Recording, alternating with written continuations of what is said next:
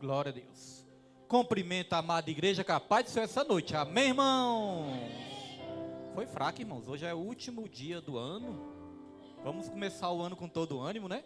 Então vamos repetir de novo. Cumprimento a amada igreja com a paz do Senhor essa noite. Amém, irmãos? Amém. Aleluia, glória a Deus, irmãos. Deus é fiel, Deus é maravilhoso nas nossas vidas. Pedro, dá uma regulada aí, em nome de Jesus. Eu quero convidar toda a igreja para nós abrirmos a palavra do Senhor no tema 1 Coríntios, capítulo 15, 1 Coríntios, capítulo 15, versículo 57. Está perto, né, irmãos? Está perto aí da virada do ano, e até aqui nos ajudou ao Senhor, nos ajudou o Senhor, né? Não tem ninguém com fome aqui nessa noite ainda não, né? Ninguém com fome. Irmã Natália? Tá com fome, irmã? Acho que ela veio de jejum. Ninguém com fome, ninguém com sono, né? Todo mundo acostumado a dormir tarde, então não tem problema. Larissa também está com fome. Sabrina tá o quê? Com fome ou com sono? Tem ninguém com fome, irmãos. Imagina quem está perto aí da comida, né? Sentindo esse cheirinho aí. Vai ter que aguentar mais um pouco. 1 Coríntios, irmãos, capítulo 15, versículo 57. Irmãos, mas nós só temos que agradecer, né? Só Deus mesmo para prover uma mesa farta e bonita desse jeito, né? Uma igreja bonita desse jeito, um povo lindo. E hoje eu estou muito feliz com cada vida que está aqui presente. Nosso irmão Anderson, que chegou aí também agora, né? Minha mãe está ali, minha tia, né? Todos os irmãos visitantes também. Fico muito feliz com a presença de todos nessa noite de hoje. Os irmãos acharam? 1 Coríntios 15, 57. Vamos ler o 57 e o 58. A palavra de Deus diz: graças a Deus que nos dá a vitória por intermédio de nosso Senhor Jesus Cristo. Olha, irmãos, aqui a palavra de Deus nos garante que Deus, ele nos dá a vitória, mas tem um intermediário.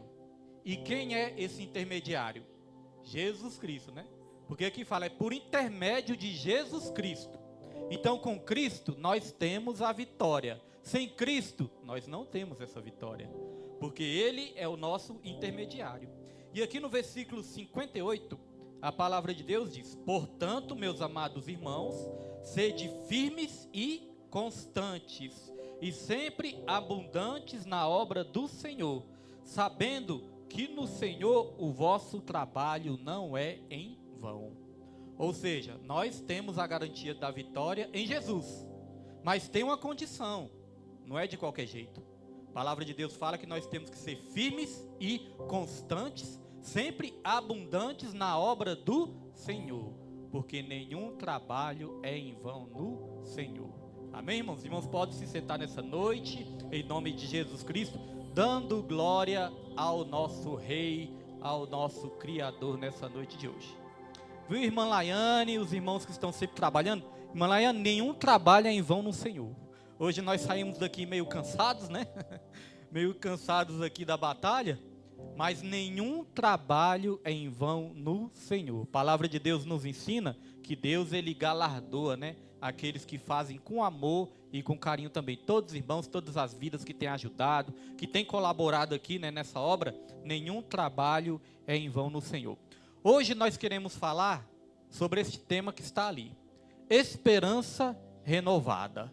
Irmãos, este capítulo 15 de Coríntios, de 1 Coríntios, também é chamado do capítulo da ressurreição.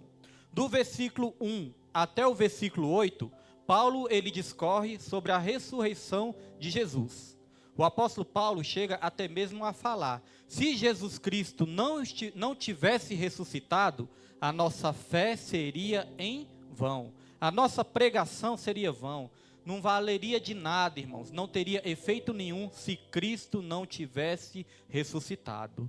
Mas a boa notícia é que ele ressuscitou, e quando ele ressuscitou, toda a nossa esperança também ressuscitou com ele. Todos os nossos sonhos ressuscitam com Jesus também. Todos os planos, projetos que Deus, ele já tinha na nossa vida desde a fundação do mundo, ressuscitou também. E hoje Jesus está aqui para dizer que ele está ressuscitando sonhos, que ele está ressuscitando projetos, que ele está ressuscitando missões aqui neste lugar.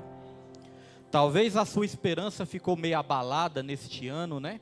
Pode ser que seja neste mês, nessa semana, ou em alguma situação neste ano. Pode ser que a sua esperança ficou abalada por alguma circunstância. Mas aqui a palavra do Senhor está dizendo que Deus, Ele mesmo, nos dá essa esperança, Ele é a nossa esperança e Ele mesmo renova a nossa esperança. Nós temos que entender que esperança não é apenas uma palavra. Esperança não é apenas um conceito. Esperança é uma pessoa. A nossa esperança é o nosso Senhor e Salvador Jesus Cristo. Ele é a nossa viva esperança. Tem um ditado no mundo que diz o seguinte: a esperança é a última que morre, não é isso? Agora a esperança do cristão nunca morre, sabe por quê? A esperança do cristão até morreu na sexta-feira, mas ela ressuscitou no domingo, e ela está viva, e ela está aqui no nosso meio. Irmãos, muitas vezes nós esperamos, né, chegar ao fim de ano, e às vezes até mesmo esperar a virada do ano, para viver coisas novas, para ter uma expectativa de que algo vai mudar. Mas nós não precisamos esperar só o final do ano. Nós não precisamos esperar só o ano novo para termos novidade de vida. A Bíblia fala que em Cristo nós somos nova criatura. E em Cristo nós vivemos em novidade de vida. Não é só uma época do ano, é todos os dias das nossas vidas. A nossa esperança, ela pode ser renovada em Jesus Cristo. Porque todos os dias Jesus Cristo está conosco. Todos os dias Jesus Cristo, Ele é o nosso provedor. Todos os dias Jesus Cristo, Ele é o nosso libertador. Ele é o nosso Salvador. Eu fico imaginando, todas as vezes que chega fim de ano, né? Principalmente o último dia do ano, eu fico me lembrando de muitas coisas de alguns anos atrás, irmãos. Quando eu estava ainda no mundão. Uma hora dessa, quando eu estava no mundo, com certeza eu já estava aí na rua. Já tinha comprado bebidas. Eu e os amigos do mundão aí, né, os supostos amigos, né, que muitas vezes só me levavam para o caminho errado, e eu ia porque queria também, né, porque ninguém obriga ninguém. Mas tem esses amigos que influenciam também, né. Então, outra hora, irmãos, com certeza eu já estava no mundão, já estava bêbado, já estava ali preocupando minha mãe, né, minha mãe que está ali, já estava entristecendo minha mãe. E sabe o que nós fazíamos? Nós juntávamos ali, né, umas pessoas ali nós juntávamos, nós comprávamos bebida, cerveja, nós comprávamos também, né, coisas ilícitas por aí, e nós começávamos ali desde cedo a beber, muitas vezes até se drogar, e eu passava a madrugada toda na rua, às vezes ia ali na casa da minha mãe ou de algum familiar meu, né, dar um feliz ano novo, né, dava meia-noite, a gente ia para a rua de novo, e eu passava a madrugada toda, irmãos, era a madrugada toda, só fazendo o que o diabo gosta, né?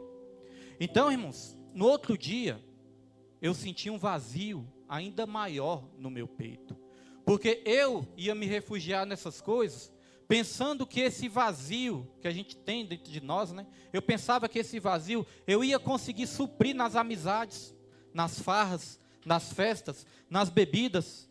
Mas quando dava o outro dia, eu passava a noite sem dormir. E quando chegava o dia seguinte, eu estava sentindo ali uma angústia muito grande. Eu estava sentindo ali como se fosse uma depressão, uma tristeza muito grande. Aí eu olhava para mim mesmo, muitas vezes eu me olhava no espelho, olhava para mim, mesmo que a roupa era nova, né, porque sempre a gente tinha que comprar roupa nova para passar a virada do ano, já estava todo sujo, estava sem dinheiro, estava passando mal porque tinha bebido a noite toda, estava triste, estava sem paz, estava angustiado. Essa era a minha vida no mundão, irmãos.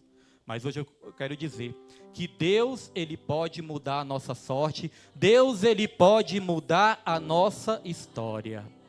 Se alguém perguntasse há 12 anos atrás, se um dia eu me imaginaria estar aqui no altar, pregando a palavra e dando esse testemunho para os irmãos, eu falaria, eu nunca queria imaginar o que Deus Ele iria fazer na minha vida. Sabe por quê? Porque eu estava ficando sem esperança. Muitos neste mundo aí, ó, já estão ficando sem esperança. E nós precisamos da esperança para viver. Esperança também é vida. Esperança, ela dá vida. Quem perde a esperança morre. Primeiro morre emocionalmente, morre sentimentalmente, morre espiritualmente, e muitos aí dão cabo da sua própria vida. Quantas pessoas este ano mesmo não tiraram a sua própria vida? Por quê? Porque perderam a esperança. Porque as suas esperanças não foram renovadas. Às vezes até pessoa que tem dinheiro, às vezes a pessoa tem fama, dinheiro, faz sucesso neste mundo aí, mas perde a esperança, irmãos. E aí quando perde a esperança, a pessoa morre também, irmãos.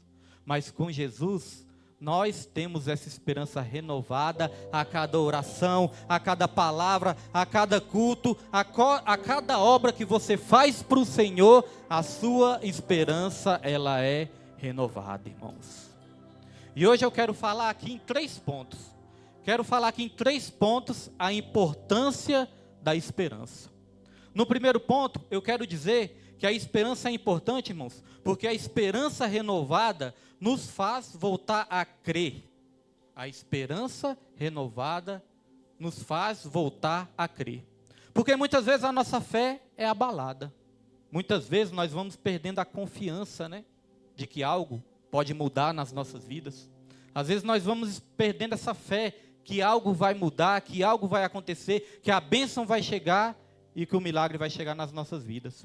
E aí eu quero usar uma história que tem na Bíblia, uma passagem que tem na Bíblia, que fala ali dos discípulos, quando eles estavam indo a caminho de Emaús. Jesus Cristo, ele já tinha morrido na sexta-feira. Mas Jesus Cristo, ele já tinha também ressuscitado no domingo. Aí foram ali algumas mulheres, né, visitar o túmulo de Jesus. Ali as mulheres descobriram que a pedra já estava ali deslocada e que Jesus não estava ali mais no túmulo. Jesus, ele já tinha ressuscitado. O anjo falou ali para elas: ele não está mais aqui. Por que vocês estão procurando ele aqui se ele não está mais aqui? Ele ressuscitou. E essas mulheres, elas começaram ali a anunciar a ressurreição de Jesus para vários discípulos. E aí a Bíblia cita que tinha 2 discípulos que eles estavam indo para o caminho de Emaús, para essa cidade de Emaús. Essa cidade de Emaús, ela ficava do lado contrário de Jerusalém. Jerusalém ficava de um lado e Emaús ficava do outro. Jerusalém era o lugar da bênção, mas eles estavam indo para o lado contrário. Porque Jesus Cristo, ele deu uma ordem: vá, avise aos discípulos e a Pedro que eu ressuscitei. Vá até Jerusalém e avisa todos eles que eu ressuscitei. Então Jerusalém era o lugar da bênção, mas esses discípulos estavam indo para o lado contrário. Sabe por quê? Porque eles estavam perdendo as esperanças. A esperança deles já estava morrendo. Eles estavam desanimados, eles estavam tristes. E eles estavam indo para o lado contrário. Irmãos, quando nós perdemos a esperança, nós começamos a caminhar para o lado errado. Nós começamos a caminhar para o lado contrário da bênção. O lado da bênção é o lado que Deus nos direciona, é o lado que Deus nos dá ordem para nós prosseguirmos. Mas se a gente perder a esperança, nós vamos perder a direção também. E nós vamos para o caminho contrário do caminho de Deus, do caminho do milagre, do caminho da bênção. Então esses discípulos, eles estavam indo para este caminho, mas Jesus apareceu para esses discípulos. Só que na hora, esses discípulos não reconheceram Jesus, porque a palavra de Deus fala que os olhos deles estavam fechados, eles não conseguiram reconhecer Jesus. Irmãos, quando nós perdemos a esperança, nós não conseguimos enxergar mais. Não enxergamos mais uma solução, não enxergamos mais uma saída, não enxergamos mais o nosso milagre, não enxergamos nem mais a Deus quando nós perdemos a esperança. Então Jesus apareceu para aqueles discípulos e Jesus perguntou: por que vocês estão assim? O que aconteceu? E esses discípulos, eles falaram: só você que não sabe ainda o que aconteceu? E os discípulos começaram a contar ali o relato de que Jesus, ele tinha morrido, que Jesus, ele tinha sofrido uma morte muito violenta. E eles perguntaram: só você que não sabe disso? Só que as mulheres já tinham avisado para eles também que Jesus tinha ressuscitado. Só que eles não estavam crendo. Sabe por quê? Porque quando nós perdemos a esperança, nós passamos até mesmo a parar de crer nas promessas de Deus. nós passamos a parar de crer na palavra de Deus. Eles não estavam acreditando mais. Eles não estavam crendo mais. Aí Jesus exortou eles. Jesus falou: vocês são muito tardios em crer nas Escrituras. Vocês são muito tardios em acreditar na palavra de Deus. Já não foi dito por Moisés e pelos profetas que convinha o Filho do Homem morrer, padecer naquela cruz e ressuscitar no terceiro dia? Já não tinha sido dito por Moisés e pelos profetas que isso ia acontecer? E aí Jesus começou a caminhar ali com aqueles discípulos e chegou ali na cidadezinha de Emaús, e os discípulos convidaram Jesus para entrar na casa deles. Jesus ia embora, mas eles insistiram: não, mestre, fica um pouquinho mais conosco, entra aqui na nossa casa. E Jesus entrou. Quando Jesus entrou nessa casa, Jesus ele fez um ato ali, e através desse ato, os olhos deles se abriram de novo. Jesus pegou um pão e Jesus ele partiu o pão. A partir do momento que Jesus partiu o pão, aquilo era algo semelhante a ele, para eles. Porque Jesus já tinha feito isso na última Santa Ceia. E quando Jesus partiu o pão, os olhos deles se abriram e eles reconheceram que era Jesus naquele momento ali, irmãos. Hoje nós vamos partir o pão também. E você pode fazer um ato profético na sua vida. Você pode fazer uma prova de fé hoje na sua vida. Quando nós partimos esse pão, assim como Jesus abriu os olhos espirituais daqueles discípulos, Jesus vai abrir os olhos de todos aqui nessa noite também, irmãos. Para vocês voltarem a enxergar todas as promessas de Deus na sua vida. Vocês vão começar este ano acreditando nisso, que Jesus vai abrir os nossos olhos espirituais. Aí sabe o que aconteceu também com aqueles discípulos? Os discípulos que estavam desanimados, tristes, desesperançosos, os discípulos que estavam ali sem esperança nenhuma, eles voltaram a acreditar, eles voltaram a crer, eles voltaram a se alegrar, irmãos. E aí eles foram para Jerusalém. Quando eles foram para Jerusalém, eles começaram a anunciar que era verdade, que Jesus ele tinha ressuscitado ao terceiro dia, irmãos. Eles começaram a fazer a obra, eles começaram a fazer a missão, eles começaram a evangelizar de novo. Olha só, eles estavam sem expectativa nenhuma, mas quando Jesus renovou a esperança deles, eles voltaram a se alegrar e voltaram para a presença de Deus, voltaram a fazer aquilo que Deus já tinha determinado na vida deles. Muitas pessoas já pararam de fazer a vontade de Deus. Por quê? Porque não estão acreditando, porque estão sem esperança. Porque, irmãos, assim como a palavra de Deus diz que Jesus ele nos dá vitória, mas a palavra de Deus também diz que Jesus ele nos dá vitória se nós formos firmes e constantes. Se nós formos sempre abundantes na obra do Senhor, aí a nossa vitória vem. Porque a nossa vitória só vem se nós tivermos um compromisso sério com Deus. Não adianta a gente não ter compromisso com Deus, mas querer as bênçãos de Deus. Não adianta a gente não ter compromisso com Deus e querer os milagres de Deus. Não adianta, irmãos, a gente não querer um compromisso com Deus e querer todas as vitórias nas nossas vidas. Temos que ter um compromisso, porque Deus ele só tem compromisso com aqueles que são compromissados com Ele também e com a obra dEle. Aí todos os dias Ele renova a nossa esperança. Então o primeiro ponto é esse: a esperança renovada nos faz voltar a crer, nos faz voltar a acreditar. E o segundo ponto que eu quero tratar aqui com os irmãos é que a esperança renovada nos ajuda a superar os nossos erros e nos ajuda também a prosseguir em frente. Não nos deixa desistir. E aí eu quero citar outro exemplo aqui, o exemplo de Pedro. Pedro havia negado Jesus.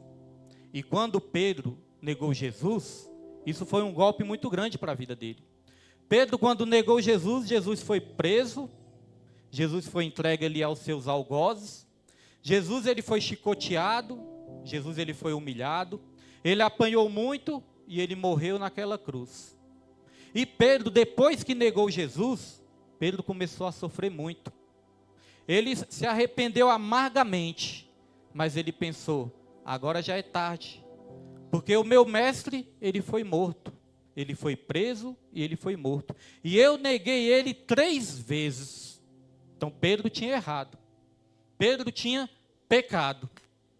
E com isso, a esperança dele estava se esvaindo também.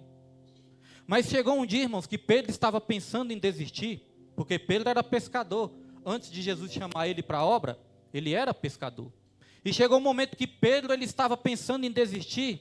Aí sabe o que Pedro falou? Sabe o que eu vou fazer? Vou voltar a pescar. Quando Pedro ele disse isso, vou voltar a pescar, os outros discípulos também foram na pilha dele, né, como se diz no popular. Se você vai voltar a pescar, nós também vamos. Pedro estava pensando em desistir da obra, desistir da missão, e os discípulos também foram influenciados por Pedro. Por isso que Deus está falando nessa noite, que nós temos que ter a nossa esperança renovada, para nós não desistirmos, porque muitas pessoas também são influenciadas por aquilo que nós somos e por aquilo que nós fazemos. Se você desistir, o seu filho pode querer desistir também. Se você desistir, o seu marido pode querer desistir também. Se você desistir, a sua esposa pode querer desistir. Muitas pessoas dependem da sua fé também.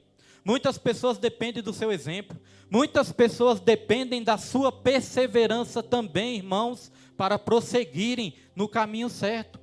Então Pedro, quando pensou em voltar para pescar, Jesus apareceu para ele. E ali Jesus teve um encontro com Pedro. Nesse dia que Jesus teve um encontro com Pedro, foi o dia da restauração de Pedro. Porque Pedro tinha pecado, Pedro tinha errado, e Pedro achava que não tinha mais solução para ele. No entender dele, ele nunca mais seria perdoado, ele nunca mais teria uma segunda chance. Mas Jesus chegou para Pedro e falou: Pedro, tu me amas? Aí Pedro respondia: eu te amo, mestre. Aí Jesus falava: então apacenta as minhas ovelhas. Jesus perguntou de novo: Pedro, tu me amas? E Pedro respondeu: mestre, eu te amo. Então apacenta as minhas ovelhas. Pela 3ª vez Jesus perguntou: Pedro, tu me amas? E Pedro respondeu: mestre, tu sabes. Ele entristeceu nessa hora, né? Porque Jesus tinha perguntado 3 vezes: mestre, tu sabes. Jesus respondeu de novo: então apacenta as minhas ovelhas. Olha só, irmãos, eu acho isso interessante, porque Pedro tinha negado Jesus 3 vezes. E quantas vezes Jesus perguntou para Pedro se Pedro amava ele? 3 vezes também, né? Isso significa que para cada queda nossa, Jesus ele tem uma restauração também para a nossa vida. Para cada erro nosso, Deus ele tem graça para as nossas vidas também, irmãos.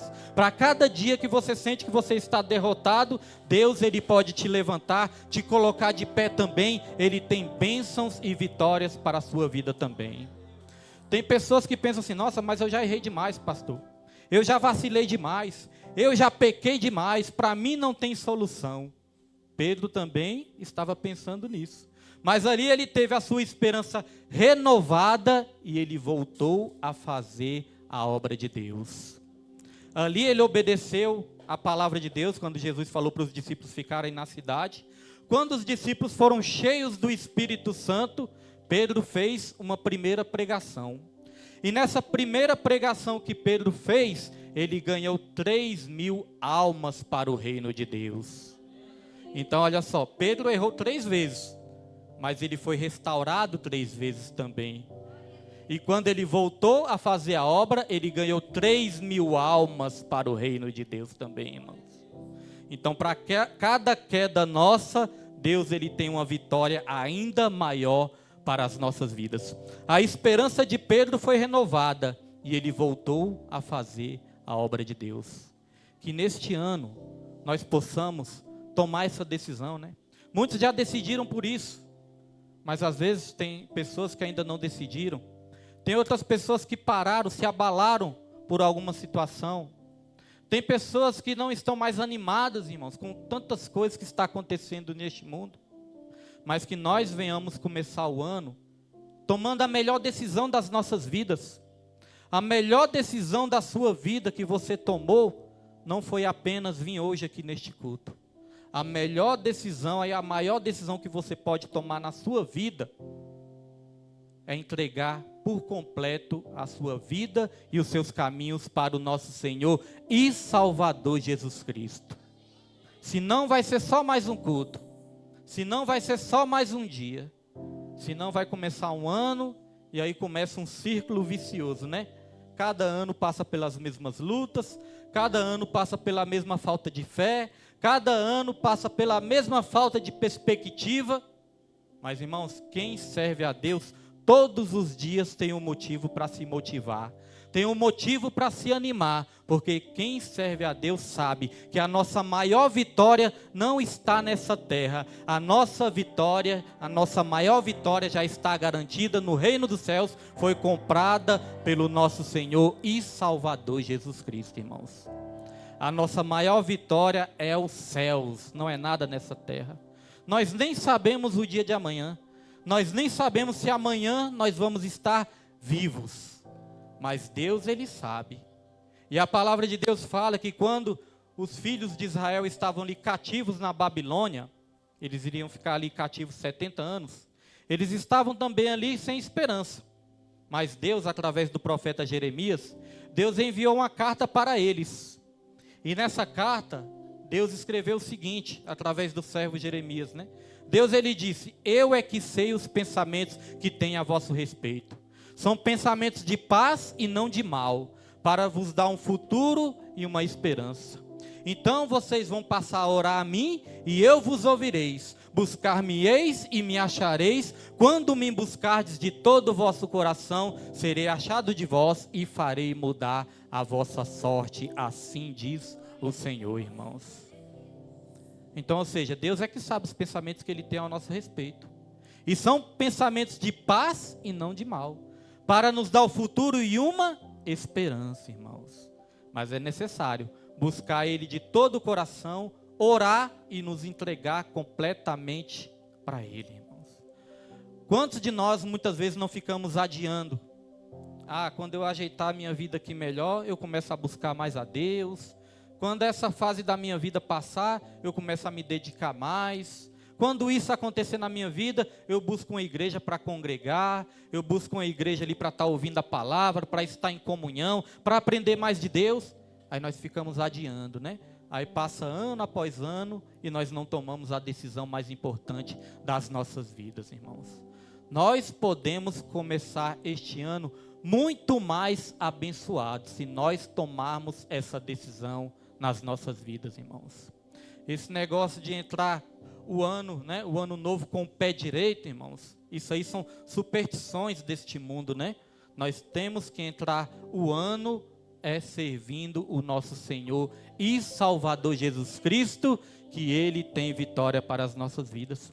Tem luta também, tem batalha também, mas no final a vitória é garantida, porque Ele já garantiu essa vitória para todos nós.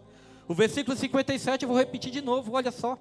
Graças a Deus que nos dá a vitória por intermédio do nosso Senhor e Salvador Jesus Cristo. Então o segundo ponto é esse. A importância da esperança renovada é que ela nos ajuda a superar os nossos erros e não nos deixa desistir. E o terceiro e último ponto da importância da esperança é que a esperança renovada nos guia ao amor perfeito. A esperança renovada nos direciona, nos guia ao amor perfeito. Quero que o Pedro coloque o versículo que eu pedi para ele, que certa vez o apóstolo Paulo também estava falando sobre o amor, né? Sobre as virtudes do amor. E ali no último versículo dessa carta que ele escreveu ali aos Coríntios, ele disse o seguinte, olha só o que ele disse. Agora, pois, permanecem a fé, a esperança e o amor. Estes três, mas o maior destes é o amor. Três virtudes que nós temos que carregar nessa terra, irmãos. Nós temos que carregar fé, esperança e o amor. Mas o maior de todos, aquele que fica por toda a eternidade, é o amor. Ainda nessa terra nós precisamos de fé. Ainda nessa terra nós precisamos de esperança. Mas você sabia que vai chegar um dia que nós não vamos precisar mais de fé? Vai chegar um dia que nós não vamos precisar mais de esperança? E vai chegar um dia que nós vamos viver o amor perfeito, que é o amor de Deus? Porque ainda nós precisamos de fé até o nosso Senhor voltar. Mas quando Ele voltar e instituir o seu reino aqui neste mundo, e nós vamos reinar com Ele, nós não vamos precisar mais de fé, porque nós estaremos com Ele para sempre. Nós ainda precisamos de esperança até Jesus voltar. Mas o dia que nós estivermos com Ele, nós não vamos precisar mais de esperança. Sabe por quê? Porque o apóstolo Paulo, ele falou, esperança que se vê não é esperança. Porque como nós vamos esperar aquilo que nós estamos vendo? Se nós já estamos vendo algo, nós não precisamos esperar mais, né? Mas ele diz, mas se nós esperamos aquilo que nós não vemos, com fé nós o aguardamos. Estamos aguardando Jesus, irmãos, e é com fé. A palavra de Deus fala, quando o Filho do Homem vier sobre essa terra, porventura encontrará fé? Sabe quem disse isso? O próprio Jesus. Jesus, ele fez essa pergunta, será que quando o Filho do Homem vir sobre essa terra, será que ele vai encontrar fé?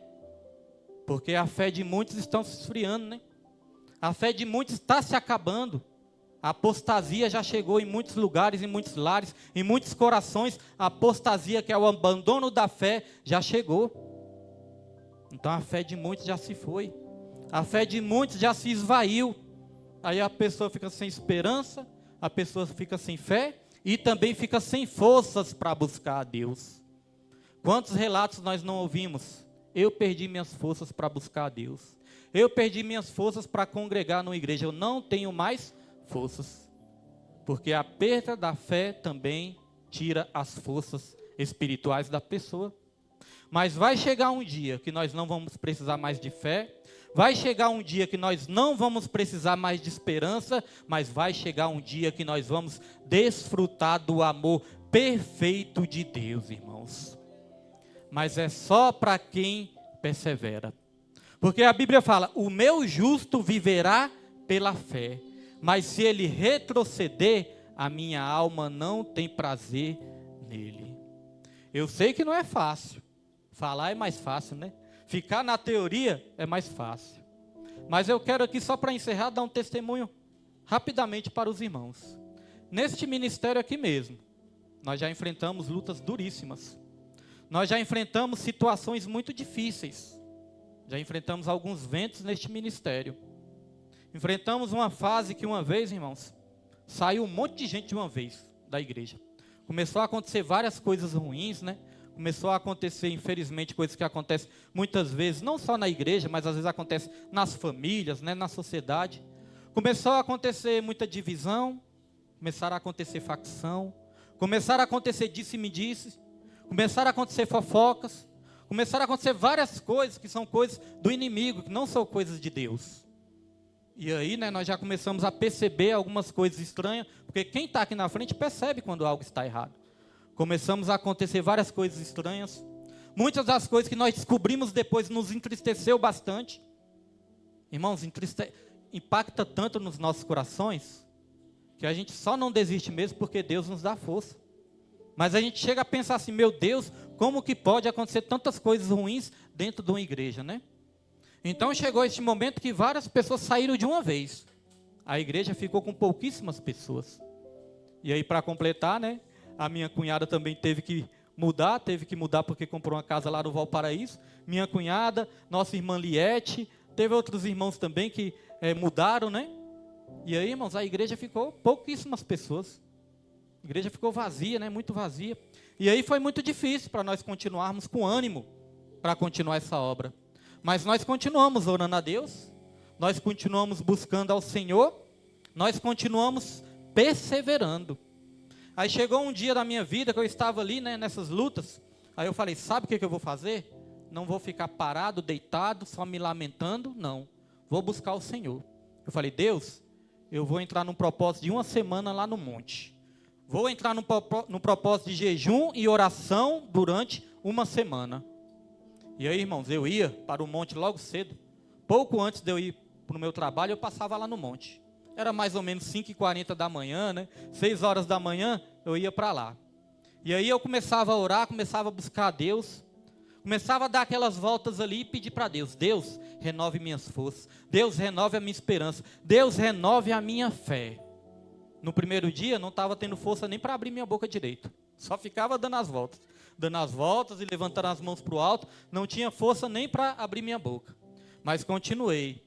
Perseverei. Irmãos, quando foi no 7º dia, Deus, Ele colocou algo no meu coração. Deus, Ele ministrou algo no meu coração. Ele falou: meu servo, eu tenho visto as suas lutas, eu tenho visto a batalha de vocês, e eu ainda vou honrar vocês, vou honrar a busca e vou honrar os esforços de vocês ainda. Eu vou honrar. E chegou um dia que a nossa irmã Osmarina, ela foi usada por Deus, sei nem se ela lembra. Ela contou um sonho que ela teve, né? Um sonho que ela me via triste, né? Chorando. Mas depois ela contou um sonho que Deus tinha reavivado a obra, que Deus tinha trazido alegria para a obra, e ela tinha nos visto também alegres, felizes de novo. Ela falou: pastor, eu vejo várias pessoas aqui neste ministério ainda. E era no tempo, né, que muitas pessoas tinham saído. Isso também ajudou a renovar a nossa fé. E aí, irmãos, eu vi como que vale a pena orar a Deus. E não precisa poupar esforços, não. Porque teve uma época que eu estava buscando lá no monte também, e os irmãos devem lembrar que teve aquele negócio daquele episódio do Lázaro, né? Aquele assassino que foi matando um monte de gente. Aquele assassino. E eu estava descendo lá para o monte, de madrugada, não dava nem para enxergar nada direito. E eu não estava nem lembrando de Lázaro, estava lá orando.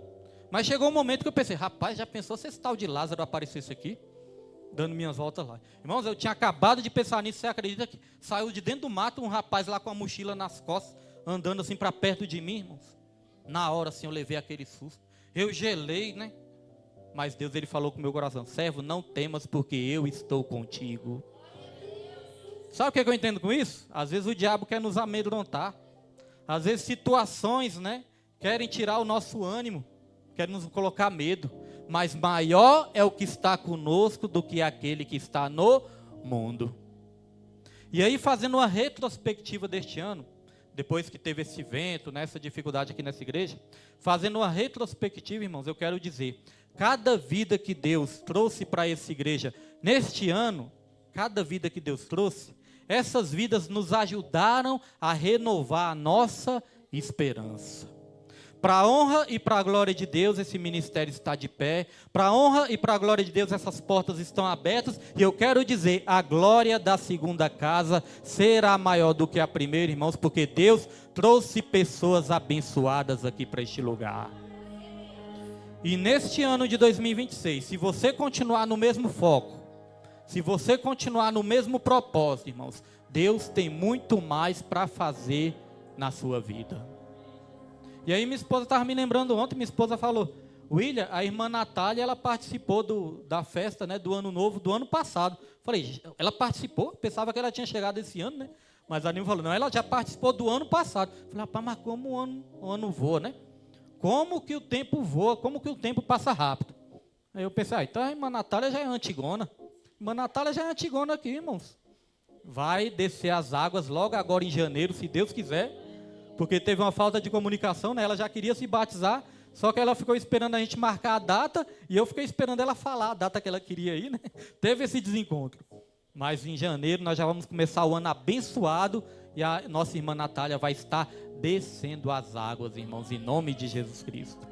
Então são essas obras que Deus está fazendo aqui. E cada vida que se levantou este ano, cada família, irmãos, não vou citar o nome de um por um, né? Senão esqueço, posso esquecer de alguém, e aí a injustiça. Agradeço a Deus por todas as vidas que Deus colocou aqui neste lugar este ano, irmãos. E vamos continuar juntos, vamos continuar neste mesmo foco, porque eu tenho fé que mais vidas, mais famílias vão entrar por essas portas e vão ter suas vidas mudadas também. Assim como Jesus mudou a minha, assim como Jesus mudou a vida da minha família, eu profetizo para todas as famílias que estão neste lugar também. Um ano novo cheio de paz, de alegria, de realizações, irmãos, cheio do Espírito Santo de Deus. E só quem acredita e puder aplaudir o nome do Senhor, irmãos, aplauda o nome do Senhor, aplauda o nome do Senhor, porque hoje Ele está renovando a nossa esperança em nome de Jesus, irmãos. Fique com essa palavra no seu coração e tenha a sua esperança renovada.